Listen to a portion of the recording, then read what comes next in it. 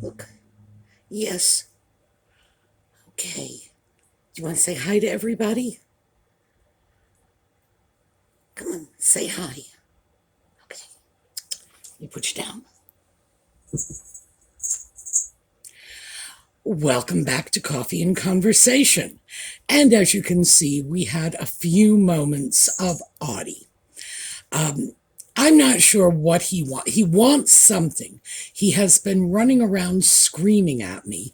And by the way, I looked that up. Cats don't scream at other cats. This is a behavior they engage in with their humans.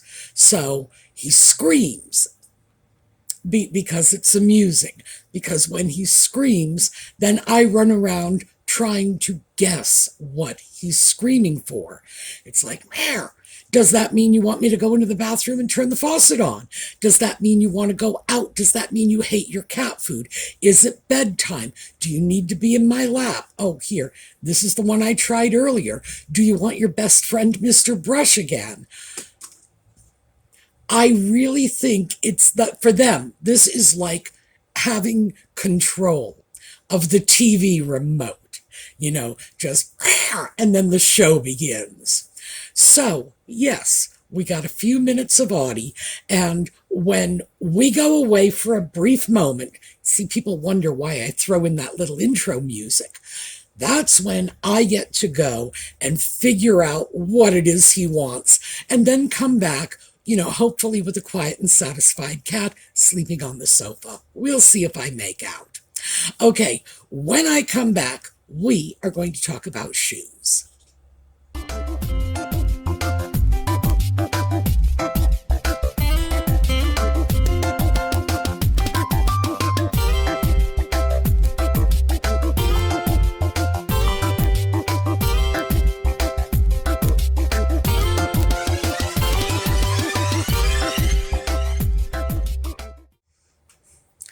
So, shoes.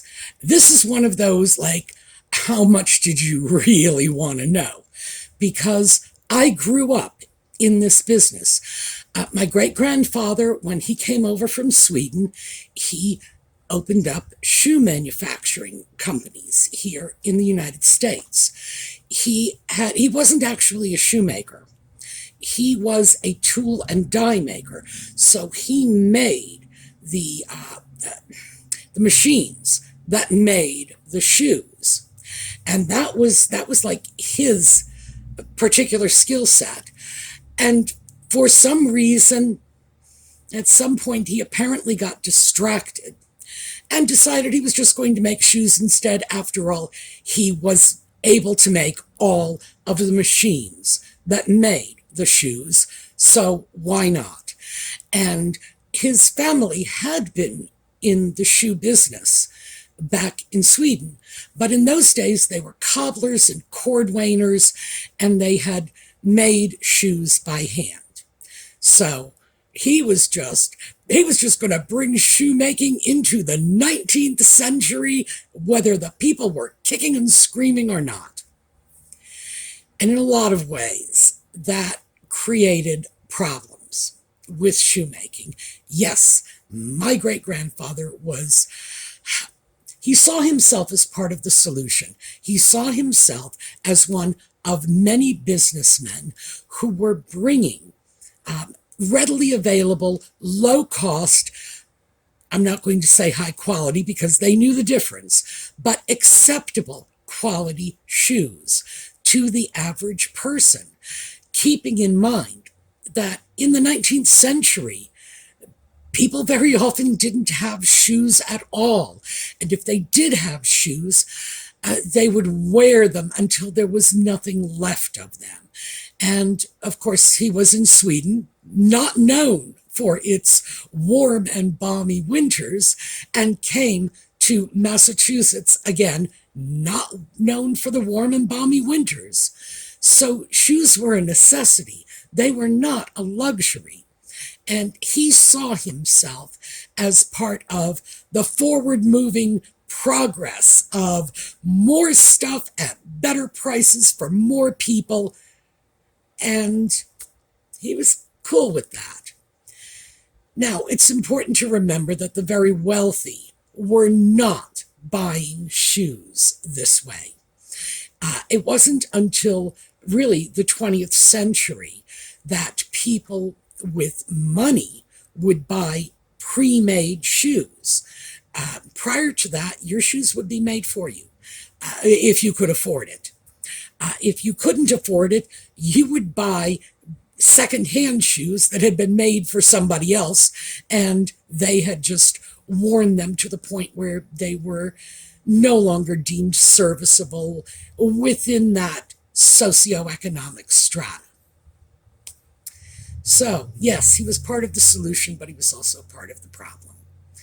And he had 2 daughters, by the way, so he didn't have a son to take over the business. One of his daughters, my great aunt, married another shoe manufacturer. So the family business just expanded. Wasn't that lovely? They didn't have children, by the way. So yes, eventually, enough generations later, and people looked at me and said, wouldn't you love to become a shoemaker? And I said, I want to go to college. I would like to go study. I'm not a tradesperson. It's important to keep in mind that when I was young, a trade like shoemaking was considered a step down if, in fact, you were academically gifted enough to go into college. It was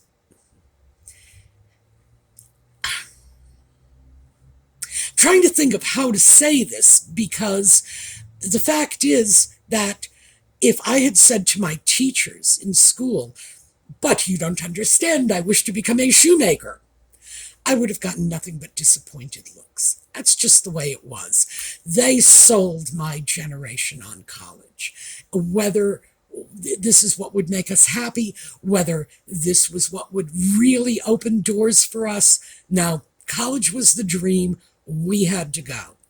So yeah, when it eventually petered down to me, I was like, thanks, but no thanks. And by the way, I wasn't the first one. My father, who was my great-grandfather's only grandchild.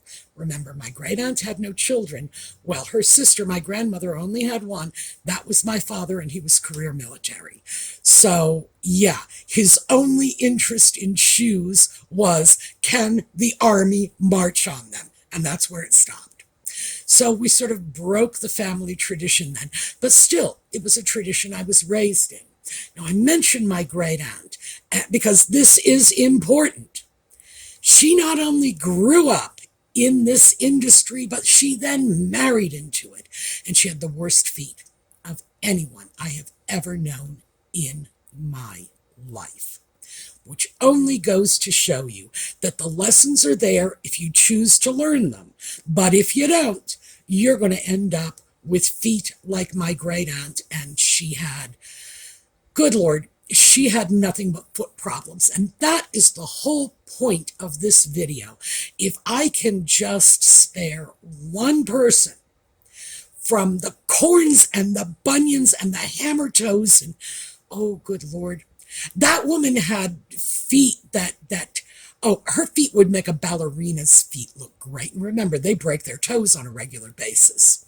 So yeah, save one person from that, I will be happy.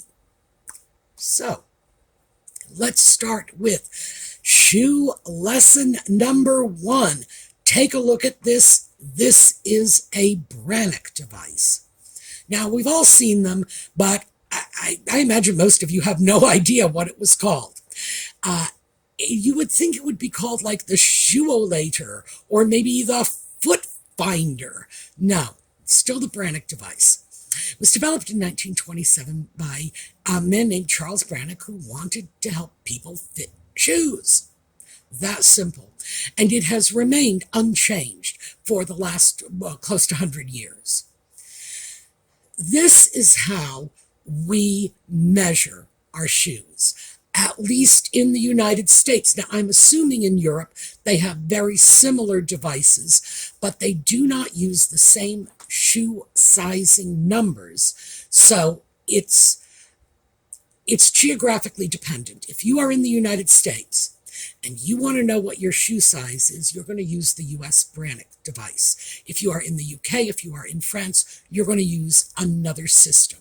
So for the sake of this discussion, we're sticking in the US. That does not mean the things that I'm explaining have no application overseas. They do. They do. Most of this is just general principles, and they're applied right across the board. Now, the thing with the Brannock device is it gives you a two-dimensional measurement of a foot, and it's very accurate for what it is. It will give you the length of your foot in portions of inches, and there is a formula, by the way. You actually can sit down and work it out so that if you use the right formula, you can measure your foot with a ruler and come up with a shoe size. But the Brannock device takes all that guesswork out of it. So you get the length and you get the width. Now, let's start off with the average woman's shoe size in the United States today is somewhere between 8 and 8.5. That's simple. That is up a full size from when I was in high school. At that point, it was around 7 to 7.5. This is a good thing, by the way, because what we have is better nutrition produces larger, stronger people with more substantial feet, which is important for walking, for maintaining our balance, etc., etc. As our feet get bigger, this is a good metric for judging the nutritional standards of our nation. So, bigger feet is better. But here's where the problem comes in. Yes, the Brannock device will give you that two-dimensional size. It will not give you a three-dimensional size. Remember, length and width, but it doesn't give you the height. And people with very high arches will have higher feet. And of course, the bone structure in your foot, there are many things that control this, but still, the length and width is a very good starting point. Your length is in numbers, your width is in letters. But this is where it starts getting tricky, because those letters of your width and they can go, I've seen them as narrow as 4A, so quadruple A. 7 quadruple A, for example, would be a shoe size, going all the way up to, I think the largest standard width now is about 4E. Lots of variation in there. So, let me start also by throwing this one in, because, we're going to have to just throw some other stuff in the stew. If you're over 50 and you haven't had your feet measured recently, you should probably do it. Because our feet, just like the rest of us after we hit a certain age, start sort of souping out on us. They start to spread a bit. All of us start to spread a bit in various ways. But if you are over 50 and you have not had your feet measured since you were 35 or 40, you could find your shoe sizes quite different today. So, number one bit of advice. Go find a good shoe store and have your feet measured with the Brannock device. Now, here's what you do. You will probably be sitting in a chair and someone will pick up the device and put it on one of those little sloping benches, get you to put your foot in it. No, no, no, no, no. That is not how you measure your foot. You measure your foot standing up straight with your foot in that device. So they put the device on the floor and you step into it. And then the person measuring your feet. You can do this yourself, by the way. And I would suggest that you take advantage of that anytime you find yourself in a shoe store when they have these Brannock devices just, sitting around, idle. grab one and step into it. You move, well, you put your heel right at the very back of the device, and it will say left heel, right heel, so no reason to be concerned about that. You'll know what to do. And then you move the length slide forward until it just touches your toes. For some of us, that's going to be the big toe. For others, it's going to be the second or third toe. All depends on your feet. You do not want to compress your toes in any way. Just bring it forward until it touches. Same thing with the width measurements on the side. They're little slides, and you just move them until they touch. You don't want to use the device to compress your feet. And you want to be standing perfectly erect when you do this. Now, I will do this wearing the socks I am most likely to wear when I am wearing the shoes I am looking to buy at that moment. So in other words, if I was trying to buy a pair of dress shoes, I would be wearing a pair of nylon stockings. Yeah, I know. Who does that anymore? These days, kids just go in there with no stockings on. Don't do that. Shoes are designed to have a layer of something in between the shoe and the foot, and that is a stocking. It can be a wool sock. That's what I wear when I go in to test fit for Oxfords for walking shoes, or, nylons, pantyhose, little pebs, whatever, something very thin if I'm looking for a dress shoe. And we have always had a layer of protection between our foot and our shoe, like going back, far back, centuries ago. Socks, or something that resembled socks, sometimes it was foot wrappings, stood between the foot and the shoe, because the shoes were generally made of materials that would have rubbed or scraped or blistered on the feet, and certainly they would not have been as porous, as forgiving. They wouldn't have absorbed perspiration or water or whatever. So just remember that if you get tempted to go off and wear your shoes without stockings, like these kids, and remember, they're kids. We don't know what their feet are going to look like when they're 70. So personally, I wouldn't hold out a lot of hope for that. So go in, have the socks that you will most likely be wearing with the shoes on the feet stand up, and that is how you're going to take your measurement. Why? Because it's all well and good to try on a pair of shoes or to even size yourself when you're sitting down, but is that how you use your shoes? The answer is no, of course not. You use them standing and walking. And then, when you are getting the shoe, first of all, let's dismiss that little bit of wisdom we all picked up when we were children, which is pinch an inch of the top of the shoe. No. You know what happens when you pinch an inch of the top of your shoe? You are buying a shoe that is at least a full size too big for your foot.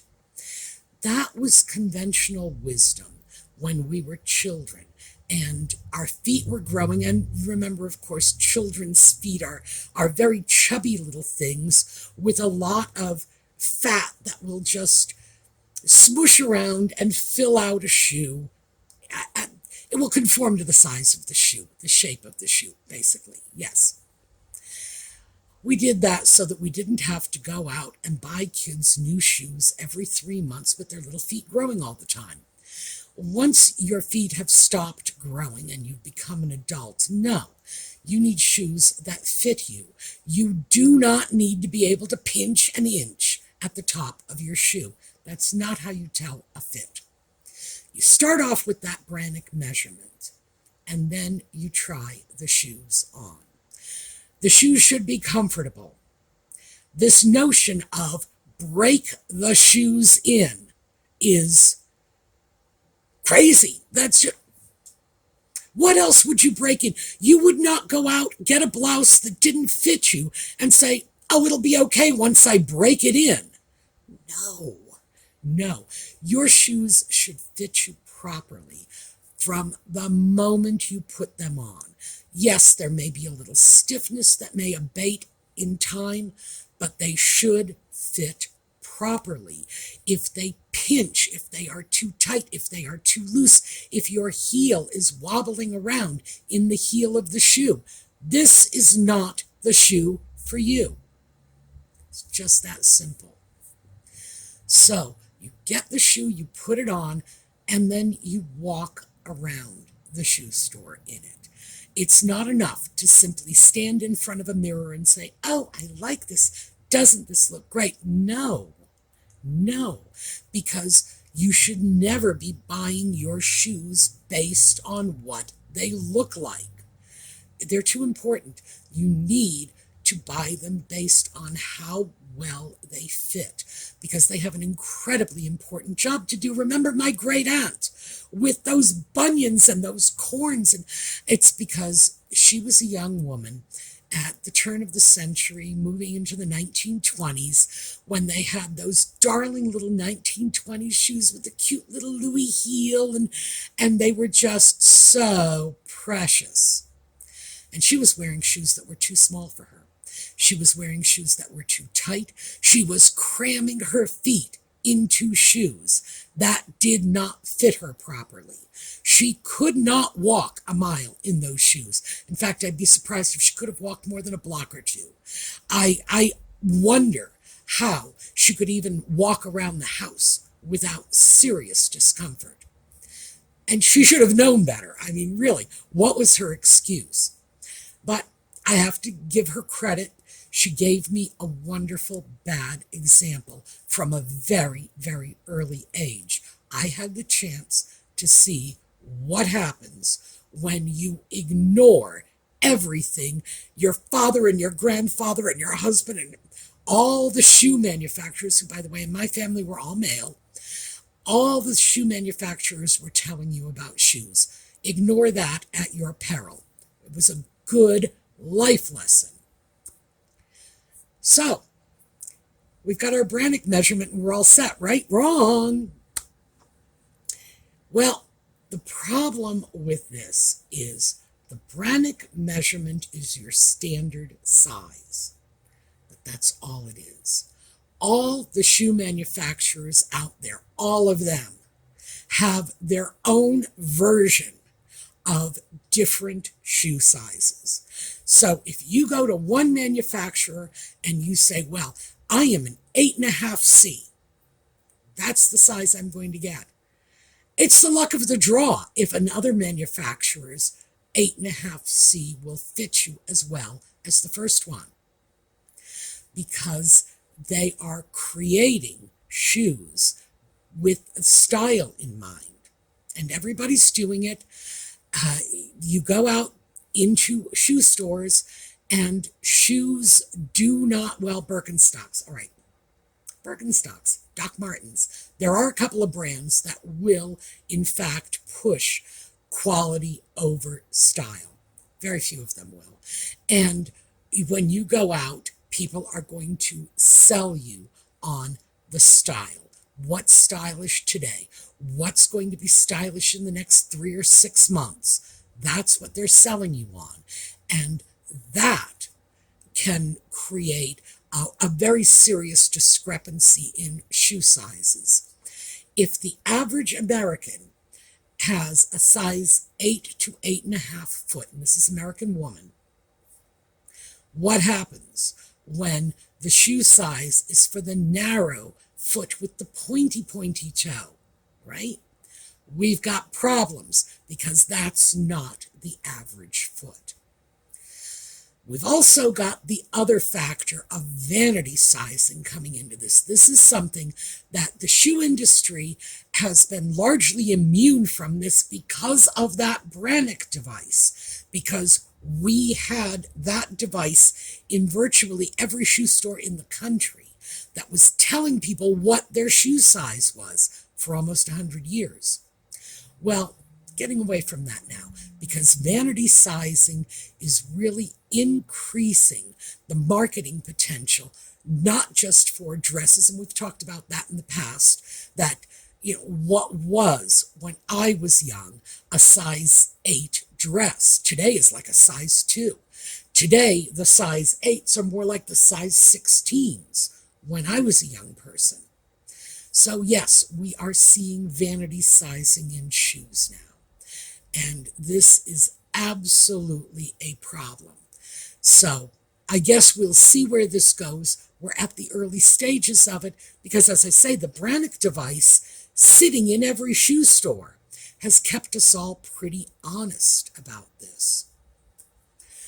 So if you know your size, according to Brannock, you actually have a very good starting point for getting shoes. Is it going to be perfect? No, absolutely not. Again, different manufacturers will size their shoes differently. We have a great advantage these days in that we can buy shoes online now. Now, I have always purchased shoes mail order, back when online was with an envelope and a postage stamp. Part of the reason for that is I had an unusual shoe size. Shoe sizes went in whole and half sizes, right up to 9 in U.S. women's sizes. So 7, 7.5, 8, 8.5, 9. Bang. No, 9.5. The next step up was 10, then 11, then 12. And I was a 9.5. So that forced me into buying from manufacturers direct, from buying from places all over the country that were selling shoes by mail, simply because I needed to access that oddball size. 9.5. It was just not out there. By the way, 9.5 is readily available today. It was not readily available 30, 40, 50 years ago. So I've been doing this for a long time. And one of the things that I would absolutely tell you is, yes, start with your Brannock measurement, but do not get the idea into your head that this is carved in stone. That's where you start. You will end up ordering shoes and having to send them back. It helps if you read reviews to see if the shoes run small, if they run large, if they run narrow, if they run wide. I will look for shoes, for example, that are either running true to size, or if they're not, I want to know which way they're running, because I will adjust my purchase accordingly. The other thing, and this is so unfair, but it's just the cost of doing business. The other thing is to reconcile yourself to the fact that if you are buying shoes distance, online, mail order, however you want to slice it, returning a certain percentage of your shoe purchases is just going to be the cost of doing business. Now, the offsets on this, I can get much better prices when I buy online. Much better, because I don't have to pay for the store rent, the overhead. Can you imagine how much it must cost for a shoe store to rent space in a trendy mall? Well, it's a lot. So, yeah, you're paying that overhead, and you're paying people to come into the store, wait on customers, find shoes for them. You can cut a lot of that overhead by buying online. And that's how the trade-off is going to come in. Yes, it is going to cost you anywhere from $10 to $15 to return a pair of shoes? Yes, it is. On the other hand, you're going to save more than that simply because you're not going to pay for the overhead. Also, it's important to keep in mind that a lot of people in shoe stores work on commission, which means if you go into a shoe store and you are looking for a shoe in a certain size and they don't have it, they are very likely to try to switch you over to another size they do have in stock. That absolutely has happened to me. I've gone in, I know what my size is, I understand that little Brannock machine, I know enough to try several shoes in related sizes to see which one fits best. Oh yes, I am a 9.5 medium. Well, I might try a 9 wide. I might try a 10 narrow. I might try a number of configurations to find the one that works best for me. But I choose that. I don't let the person in the shoe store choose that because they will not be choosing it based on the fit. And yes, like I say, it's happened to me. I've gone into shoe stores and someone has come out with, my favorite, by the way, was an 11 narrow.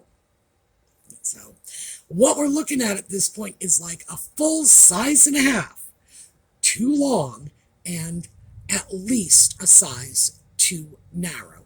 Apparently they decided that my foot would just sort of stretch, the extra fat would go up into the toe somewhere.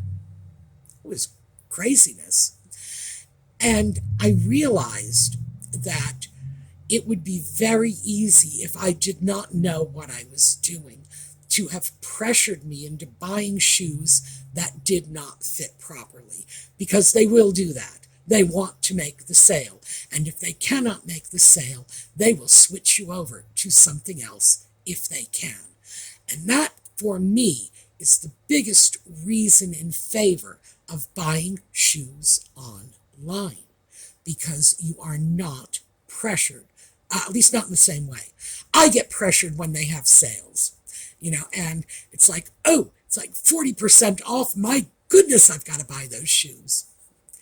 And you have seen the results of this, because when I was cleaning out for donations, there were a great many pair of brand new, never worn shoes that I got such really good deals on. I couldn't pass them up, and they ended up getting donated. And I can be very comfortable about that, because it's the same thing as, well, actually it's a little better than donating money to a person in need, because they not only get the benefit of the money, but they get the extra benefit of the fantastic deal I made. So yeah, they can get those boots that I got on special discount. But I know this is going to happen. I write it into the cost of doing business. So when you are looking to buy shoes online, remember, Brannock it's a suggestion. It puts you in the right ballpark.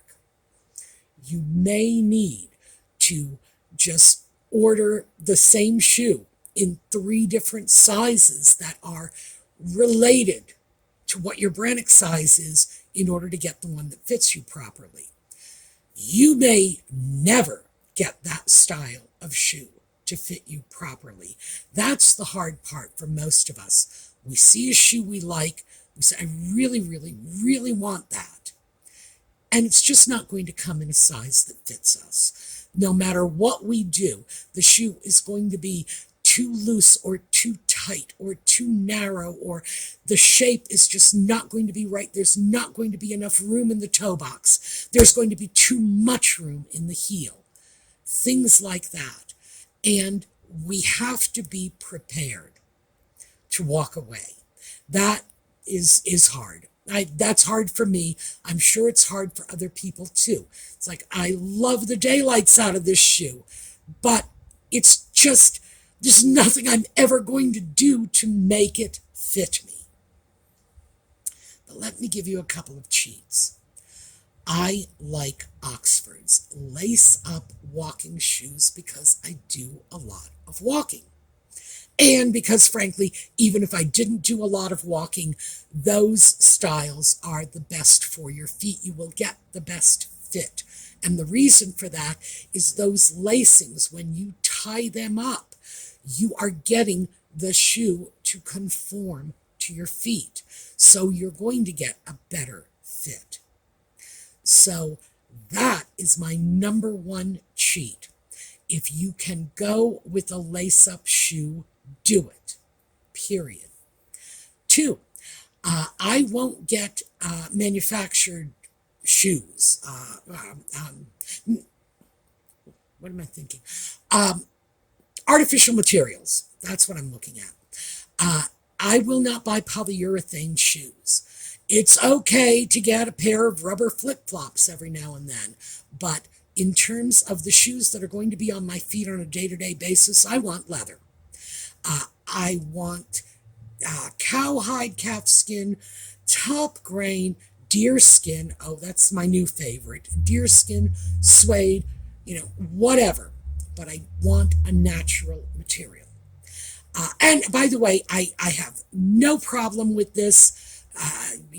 Whatever issues people have about animals, these are animals that are being slaughtered for food to begin with, and I would just assume that whatever is left over is actually put to use and not just tossed on a trash heap. So that is my response to people who say, well, you need to go vegan. No. If this portion of the animal is just going to be wasted anyway, I would rather see it go to use, period. Deerskin, as I said, that's sort of my new favorite because, and I've mentioned this before, when I actually analyzed the amount of time I spend in certain kinds of clothing and realized what a huge percentage of my time I was spending in leisure wear clothing, in other words, around the house clothing, I realized that I absolutely needed to get much better house shoes. The idea of just going off and getting a pair of fuzzy slippers at Walmart, oh no, that was just, that had to go. So yes, I like natural materials. They will conform to your feet better. And I should throw this in. That is my aversion to secondhand shoes. That's not something I would ever advocate. If someone else has worn the shoes have already begun to conform to someone else's feet. So I would say no, don't do that. Obviously, if it's an economic necessity, and it was for much of human history. So, yeah, I'm not throwing stones at that. It was, in fact, something people had to do. If you have the option of not doing it, get yourself shoes that come off the assembly line and go onto your feet so that when they start to conform, it's your feet they're conforming to and not already having started conforming to someone else's feet. Always make sure your shoes fit. Again, remember what I said about don't break them in. Your shoes need to fit you from the get-go. If they do not fit you from the get-go, put them back in the box and send them back to the company. Or if you got a truly fantastic deal, give them to a homeless shelter or something, but don't keep them. Just remember, all of the mail order places will take shoes back. You get them, you try them on, they're not working for you, put them back in the bag and send them off. And remember, you've already built in that $10 to $15 return shipping just because you're going to be able to make up for that by getting better deals to begin with on these shoes. So, we've already gone way over time. As I said at the start of this, how much did you really want to know? This is just, all we're doing now is just sort of scratching the surface. I hope it has been useful. I hope I have been able to explain things in terms of sizing, how to buy online, what to look for. And number one, if you haven't had your feet measured recently, do it. You could find your current shoe size is not what you think it is. Two, don't be afraid to buy online, but remember, you will be returning your purchases. I would say once I get used to certain manufacturers and certain styles, I probably keep about 4 out of 5 pair of shoes I buy online. But still, one has to go back, or one gets packed up and donated and somebody else is going to get that. But it's probably about a 20% return rate. And I'm okay with that because I still make up for it in terms of cost savings because buying online is cheaper. All right. Again, way over time. I'm sorry about that, but we will eventually pick up on this. If you have questions, let me read them in the comments. All right, and I'm glad you got a little chance to see Audie, so we can all just take delight in Audie and his whining. By the way, I did find out what he wanted. He wanted me to put a flasher on his collar. He wanted to go out, and he knows he doesn't get to go out when it's dark unless he's got a flasher. So it was the flasher he was begging. In reality, he wanted to go out, but he confused the process a little, and he's a cat, so sympathetic magic. If I put a flasher on his collar, that means he's going out. So that was what he wanted, and he should be pretty happy now. All right, I will see you all tomorrow. We're going to take a look at a slideshow on the way out, and in the meantime, have a terrific day.